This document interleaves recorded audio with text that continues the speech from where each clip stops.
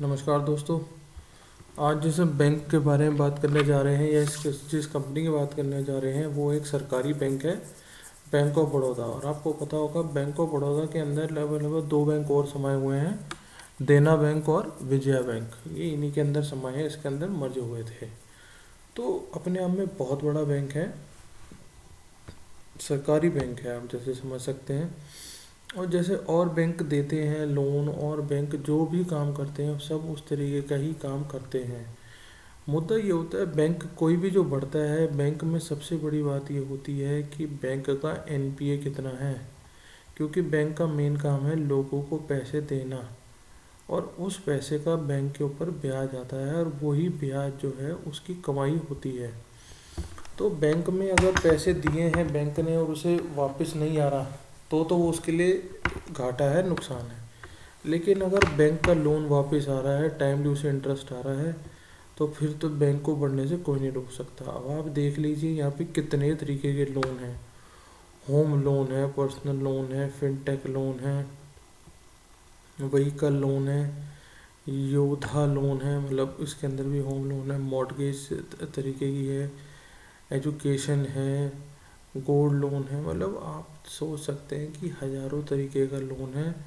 बस आपकी रिक्वायरमेंट और कागज़ पूरे होने चाहिए तो आजकल बैंक लोन मिल जाते हैं। पर हालांकि कहना भी आसान नहीं है इतना कि आसानी से मिल जाते हैं, क्योंकि कागजी कार्रवाई बहुत ज़्यादा होती है। क्योंकि बैंक अपने आप को सेव करना चाहता है, वो बाद में ये नहीं कहना चाहता कि जी इस वजह से मैंने छोड़ दिया ये जो भी कुछ है। तो अब हम समझते हैं कि ये तो हो गया बैंक की वर्किंग के बारे में। मैंने आपको दिखा दिया कि आज हम किस कंपनी के बारे में डील कर रहे हैं। हम थोड़ा सा चलते हैं, इनके नंबरों के बारे में बात करते हैं कि इन्होंने नंबर कैसे दिए हैं और इनका अब रिज़ल्ट आने वाला है, और ये उम्मीद है कि इसका रिज़ल्ट बहुत अच्छा होने वाला है। तो आप देख लीजिए यहाँ पे लगभग 158 रुपये का भाव इसका निकल के आ रहा है। 197 रुपये इसका हाई लगा हुआ है। मार्केट कैप 82,172 करोड़ का है, जो कि अपने में बहुत बड़ी बात है। और डिविडेंड यील्ड है जी यहाँ पे, मतलब कि डिविडेंड देने वाला शेयर है, और 1.81 के आसपास की डिविडेंड यील्ड है, जो कि एक डिसेंट यील्ड है। और अगर हम समझ लें ये जो निकला क्या नाम है, रिटर्न ऑन कैपिटल एम्प्लॉयड 8% के आसपास का, जो कि अपने आप में बहुत बड़ी बात है। और प्रॉफिट अगर देख लें तो ये इन्होंने 77 मतलब कि 700% का प्रॉफिट ग्रोथ इन लोगों ने दर्ज कराई है। तो देखते हैं, अपने आप में बहुत बड़ी बात है। और अगर आपकी बार भी प्रॉफिट अच्छा आया तो ये और बढ़ेगा और चलेगा। अब आगे हम थोड़ा सा आगे चलते हैं, इसके बारे में समझ लेते हैं। ये देखिए अब इनके चार्ट हैं, ये ROE बढ़ रही है, ROE भी बढ़ रही है। बस हमें इस पे ध्यान देना है कि भैया बैंक का पैसा ना डूबे। जब तक ये एनपीए नीचे का चलता रहेगा, इसे नीचे ही रहना चाहिए। आप समझिए यहाँ पे 5.5 करोड़ था, घटा 3.5 हुआ, 3.25 हुआ, 3 हुआ, 3 से सीधा 1.5 हो गया। मतलब लगभग इसका 1.5% का जो नेट एनपीए वो घट गया। और एनपीए जैसे जैसे घटता रहेगा अपने आप ये बैंक ग्रो करता चले जाएगा। तो यही सबसे बड़ी बात है, इसीलिए बैंकों से लोन मिलना मुश्किल होता है, क्योंकि बैंक को डर होता है भैया पैसा ना डूब जाए। तो पैसा अगर वो रिकवर कर रहे हैं और पैसा नहीं डूब रहा तो बैंक अपने आप बढ़ता चला जाएगा। तो ये सबसे बड़ी बात हो गई। अब हम चलते हैं थोड़ा सा आगे, इसकी समझ लेते हैं प्रमोटर शेयर होल्डिंग। प्रमोटर्स के पास मतलब सरकार के पास लगभग 64% है, डीएस और म्यूचुअल फंड के पास 17-18% है, एफआईज भी 10%, और पब्लिक के पास सिर्फ 8.11% है, जो कि हमें बहुत कम है। पर जिस शेयर के अंदर प्रमोटर बैठा हो, डीआई बैठा हो, एफआई बैठा हो, पब्लिक भी बैठी हो, तो उस शेयर के अंदर हमें भी बैठ जाना चाहिए। तो क्योंकि होता क्या है, एफआई डीआई तो उसी शेयरों में आके बैठते हैं जिनमें उनको पता है कि रिटर्न आ सकती है। और जब भी इकॉनमी बढ़ती है वो बैंकों के थ्रू ही बढ़ती है, क्योंकि सरकार जितना भी पैसा पंप इन करती है इकॉनमी में वो हमेशा इनके थ्रू ही करती है। तो सरकार घर आके तो पैसे नहीं देती, तो बैंक के थ्रू ही काम करवाती है अपना सारा। आगे चलते हैं, थोड़ा सा इंटरेस्ट की इनकी कमाई समझ लेते हैं।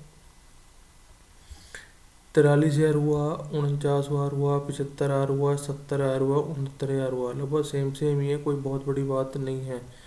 लेकिन अगर जो देखने वाली बात है वो यह है प्रॉफिट का कहाँ हुआ। भैया पहले था -2790, माइनस से आया प्लस में 698, फिर माइनस में चला गया 1800। लेकिन क्योंकि ये कोविड का टाइम था, लेकिन वहाँ से बड़ा सीधा हुआ 5,055, 5,556, और 5,556 का बन गया सीधा ही 9386। और अगर हम नेट प्रॉफिट की बात कर लें तो -2431 था, फिर 433 हुआ, फिर 546 का 828 हुआ, और 828 का सीधा ही बन गया 7,272। तो यही पॉइंट देखने वाली है, और उम्मीद है आपकी बार के जो रिजल्ट आने वाले हैं वो बहुत अच्छे होंगे। शेयर आपको एक नई ऊंचाइयों पे जाता नज़र आ सकता है, तो आप इस पर नज़र बनाए रखें।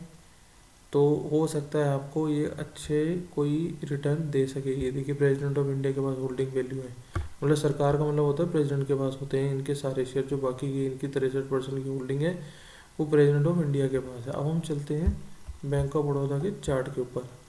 आपको चार्ट नज़र आ रहा है, इसका भाव लगभग 158 रुपये के आसपास है, और ये यहाँ से लगभग अपना लो बना के आगे की तरफ जाता हुआ आपको नज़र आ रहा है। और अगर मैं आपको दिखा दूँ EMAs जो हमने लगाई हैं 15 मिनट के चार्ट के ऊपर, तो ये अपना 20 से सपोर्ट लेके 50 की तरफ जाता नज़र आ रहा है।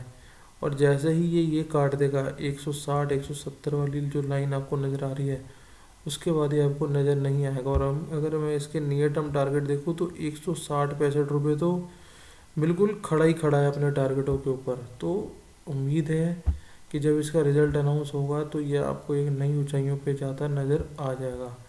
और अगर हम और थोड़े बड़े अगर हम चार्ट देख लें तो ये यहाँ पे खड़ा है कहीं ना कहीं, और ये जैसे ही अपने 200 काटेगा 170 वाली, तो आपको एक नई चैनल, इसके अंदर नई ऊंचाइयाँ नज़र आ जाएंगी।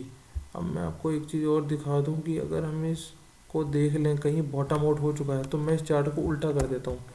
तो आप यहाँ से समझ सकते हैं कि जैसे ऊंचाई से है, ये किसका ऊंचाई है, तो यहाँ से आपको नीचे की तरफ जाता नज़र आएगा कुछ दिनों बाद।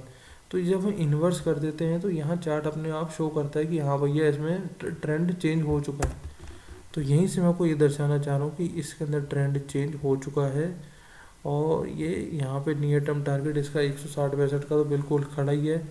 रिजल्ट आ जाएगा तो आपको हो सकता है ये और अच्छे नंबर्स दे जाए। तो अगर आपने अब तक इन्वेस्टमेंट के लिए अकाउंट नहीं खोला है तो डिस्क्रिप्शन में आपको अकाउंट का लिंक मिल जाएगा। अकाउंट खोलिए, इन्वेस्टमेंट स्टार्ट करिए अपनी, धीरे धीरे अच्छे शेयरों में इन्वेस्ट करिए, अपनी स्टडी भी लगाइए साथ साथ में। और एक टेलीग्राम का चैनल है वो भी जुड़िए, उस पर हमको निफ्टी के पॉइंट्स मिलते रहेंगे रोज़ के बेसिस पे। बाकी हमारे चैनल को सब्सक्राइब करना मत भूलिएगा, और अच्छे शेयरों के लिए हमारे साथ जुड़े रहिए। Thank you, thanks a lot.